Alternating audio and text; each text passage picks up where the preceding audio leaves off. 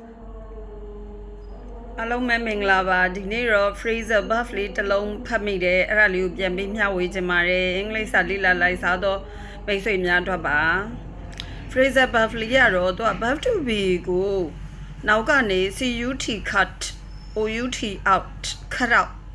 အဲ့ cut out ဆိုတဲ့စာသားလေးနဲ့တွဲသုံးတာဥပမာ verb to be cut out to ဒါမှမဟုတ်ရင် verb to be cut out for နှစ်မျိုးသုံးလို့ရတယ်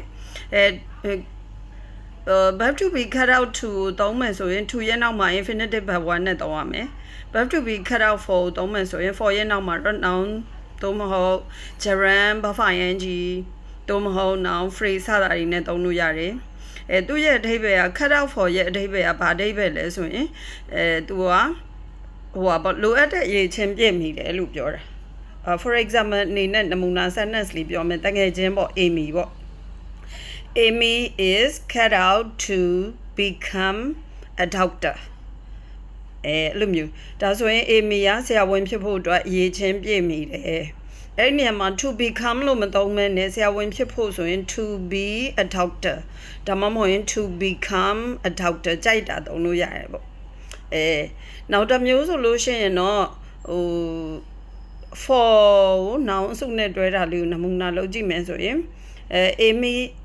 ဥပမာဆော့ Amy ဆိုတော့ဒီတစ်ခါ I နဲ့သုံးလိုက်မယ် I ဆိုတော့ verb to be က am သုံးရမယ် I am cut out for this job Amy ကတော့ဆရာဝန်ဖြစ်ဖို့အတွက်အရေးချင်းပြည့်မိတယ်ငါကတော့ဒီအလုပ်ဖို့အတွက်အရေးချင်းမပြည့်မိဘူးဥပမာကြောက်တတ်တာတို့ဒါမှမဟုတ်လို့ရှင်မရဲတာတို့ဆမ်ဂျူစားတာတို့အမျိုးမျိုးဖြစ်နိုင်တာပေါ့နော်ကဲအဲ့တော့နောက်ဗီဒီယိုလေးမှပြန်တွေ့မယ်ဒီနေ့ပြောတော့တာလေးကတော့ cut out to ဒါမှမဟုတ် cut out for ပါအရေးချင်းပြည့်မိတယ်လို့အဓိပ္ပာယ်ရပါတယ်